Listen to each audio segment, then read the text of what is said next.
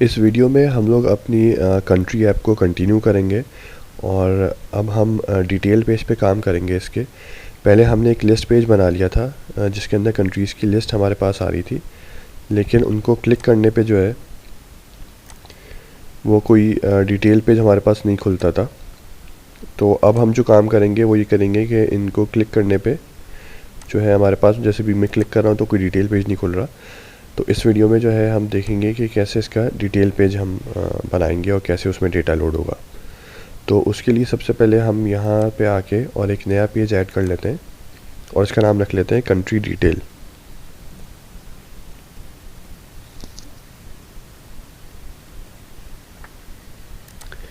और ओके पे क्लिक कर लेंगे तो ये नया पेज हमारे पास क्रिएट कर देगा। तो अभी हम इस पेज को थोड़ा सा डिज़ाइन कर लेते हैं बहुत सिंपल तरीके से। सबसे ऊपर हम एक इमेज ऐड कर लेते हैं जिसके अंदर बेसिकली हमें उस कंट्री के इमेज, फ्लैग का जो है वो इमेज नज़र आएगा।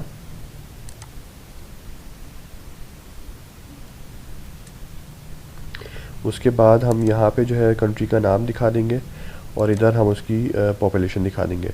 इसी तरीके से अगर आपके पास बहुत सारे कॉलम्स होते हैं आपके टेबल में, तो फिर आप वो एक के बाद एक यहाँ पे या जिस तरीके से भी आप डिज़ाइन करना चाह रहे थे वो दिखा सकते थे। तो अब हमने जैसे लिस्ट पेज में अपना जो हमारी जेसन जो हमारे पास आ रही थी वो हमने एक डेटा वेरिएबल के अंदर स्टोर करी थी कंट्री लिस्ट नाम के। उसी तरीके से बिल्कुल हम डिटेल पेज में भी जो जेसन हमारे पास आ रही है गेट रिकॉर्ड की, वो हम एक डेटा वेरिएबल में स्टोर कर लेंगे। तो पहले मैं आपको ज़रा डेटा वेरिएबल दिखा दूँ, बेसिकली अपनी डेटा रिसोर्स दिखा दूँ। तो ये हमारी रिसोर्स थी। अभी हमने गेट कलेक्शन पे काम किया था, इसमें हम कोई पैरामीटर पास नहीं कर रहे थे, बल्कि सिर्फ ये यूआरएल कॉल करके और जितने भी रिकॉर्ड्स थे वो सब के सब हम अपने पास लेकर आ रहे थे। कोई आईडी वगैरह पास नहीं कर रहे थे हम, क्योंकि हमें सारे के सारे रिकॉर्ड्स चाहिए थे।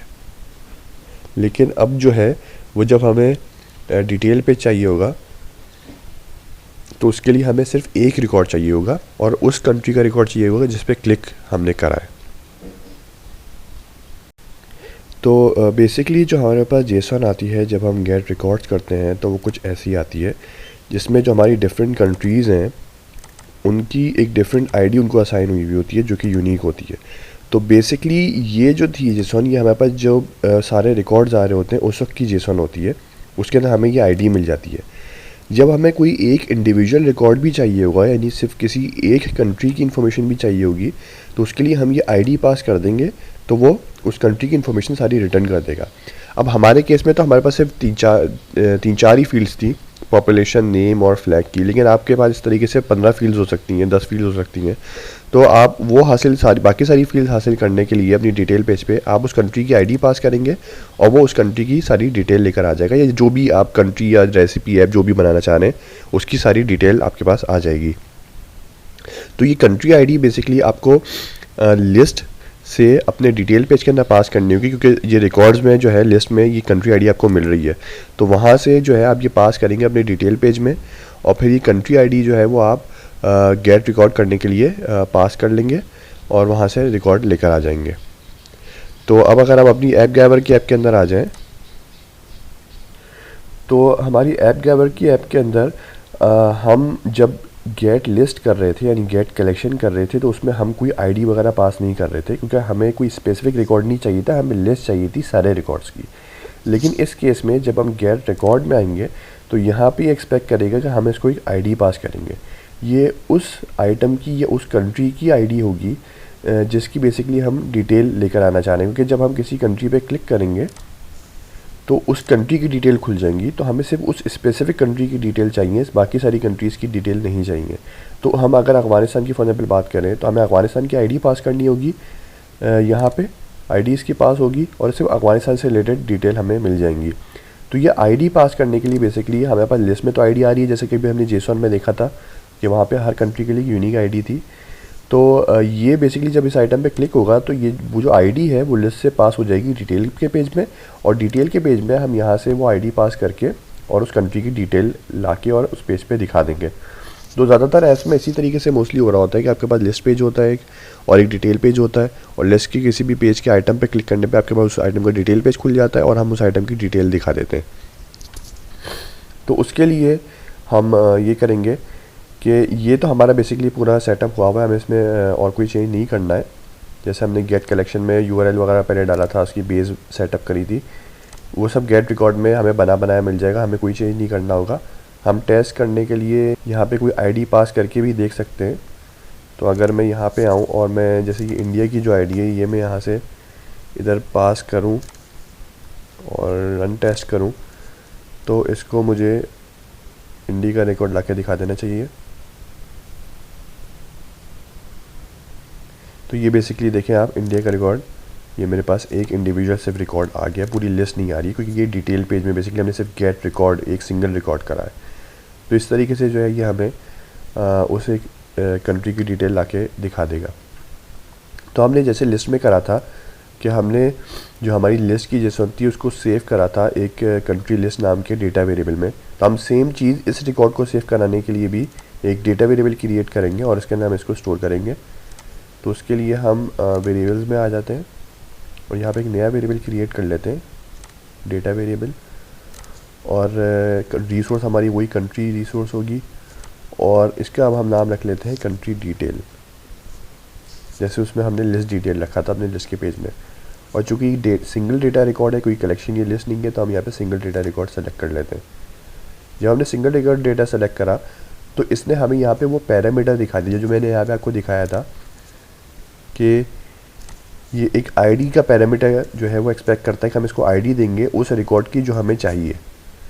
तो जब हम यहाँ पे आए तो इसने ये हमें आईडी का पैरामीटर बेसिकली दिखा दिया कि इसमें आप क्या वैल्यू पास करना चाहते हैं।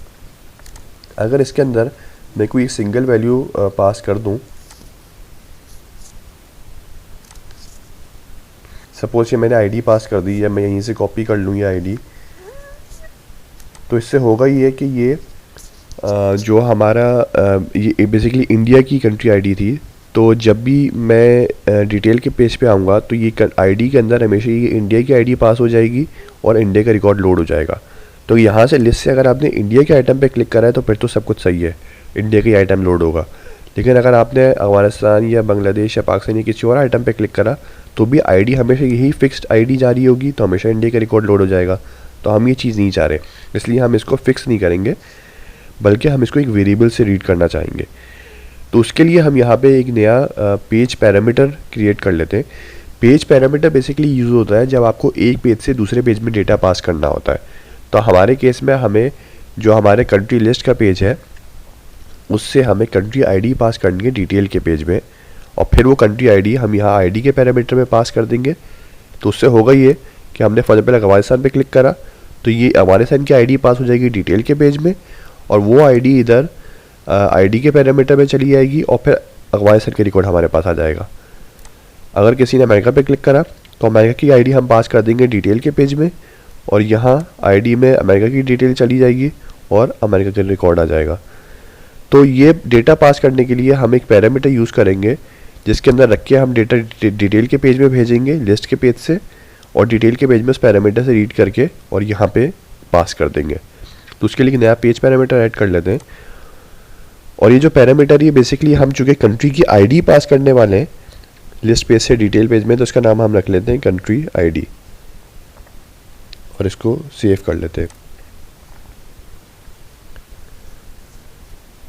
ये अब हमारा पेज पैरामीटर भी क्रिएट हो गया। अब हम यहाँ डेटा वेरिएबल में आके और हमारी कंट्री डिटेल में हम वही पेज पैरामीटर पास कर देते हैं। ये हमने बेसिकली जो हमारा पेज पैरामीटर था वो अपनी आईडी को पास कर दिया। तो इसमें बेसिकली उस कंट्री की आईडी होगी जिस पे हमने क्लिक करा था, ये हमें लिस्ट पेज से मिल रही होगी। तो बेसिकली हम लिस्ट पेज से कंट्री आईडी के अंदर उस कंट्री की आईडी पास कर देंगे और अपने डिटेल पेज में आईडी के पैरामीटर में उस वेरिएबल में जो भी रखा हुआ है जो कि हमें लिस्ट पेज से कंट्री आईडी बेसिकली मिल रही है वो हम इस वेरिएबल को पास कर देंगे। तो ये कंट्री आईडी का जो हमने पेज पैरामीटर क्रिएट करा था, इसमें हम जो वैल्यू पास करेंगे वो लिस्ट के पेज से पास कर रहे होंगे। यहाँ पे हमने वो वैल्यू रिसीव करके और अपने आईडी के पैरामीटर में गेट रिकॉर्ड करने के लिए पास तो कर दी है, लेकिन अभी हमने ये लिस्ट के पेज से इसमें सेट नहीं करी है। गेट तो कर लिया यहाँ पे, लेकिन अभी सेट नहीं करी है हमने लिस्ट के पेज से, तो ये हमें लिस्ट के पेज से सेट करनी होगी वैल्यू।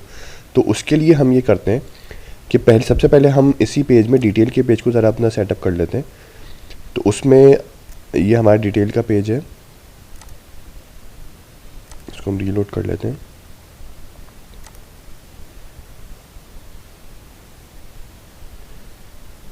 तो जब हमें वहाँ से जेसन बेसिकली डिटेल की मिलेगी और उस जेसन के अंदर हमारे पास सारे जो है वो रिकॉर्ड की सारी प्रॉपर्टीज़ होंगी, जैसे कि उसकी इमेज वगैरह और कंट्री का नेम और पॉपुलेशन वगैरह। तो वो अभी हमने जिस तरीके से लिस्ट में वो वेरिएबल सारे सेट भी करे थे इन व्यूज़ के अंदर, तो वो हम जल्दी से सेट कर लेते हैं, जैसे हम पहले भी कर चुके हैं कि हमने इमेज को सेलेक्ट कर लेंगे अपनी। और यहाँ पे चूँकि हमें अब लिस्ट नहीं चाहिए तो रिपीट विद को अब यूज़ नहीं करेंगे, हम सिर्फ इसकी कंटेंट वगैरह को सोर्स को सेट करेंगे। तो यहाँ पे आके डेटा वेरिएबल में आके और अपना जो हमारा इमेज यूआरएल है वो सेट कर लेते हैं। तो बाय डिफ़ॉल्ट ये फर्स्ट का जो रिकॉर्ड की जो इमेज वगैरह है वो दिखा रहा होगा। फिर इधर हेडिंग में आके इसकी कंटेंट के अंदर हम यहाँ पे कंट्री का नेम चाह रहे हैं, क्योंकि बेसिकली जेसन से जो भी डेटा आ रहा था वो हमने अपने डेटा वेरिएबल में स्टोर कर लिया, जिसका नाम है कंट्री डिटेल। तो वो हम यहाँ पे सेट करना शुरू कर देते हैं और फिर यहाँ पे हम अपनी पॉपुलेशन भी सेट कर लेते हैं। तो ये चीज़ें हमारी बेसिक सेट हो गई हैं। तो अब हमें ये करना है कि आईडी हमें पास करनी है लिस्ट के पेज से डिटेल के पेज में ही। आईडी यहाँ पे हम रिसीव करके आगे सेंड तो कर रहे हैं, लेकिन अभी हमने पास नहीं करी है लिस्ट के पेज से। तो लिस्ट के पेज से पास करने के लिए ये पेज हमारा बेसिकली रेडी एक तरीके से हो चुका है, बस अब हमें वो आईडी वहाँ से पास करनी होगी।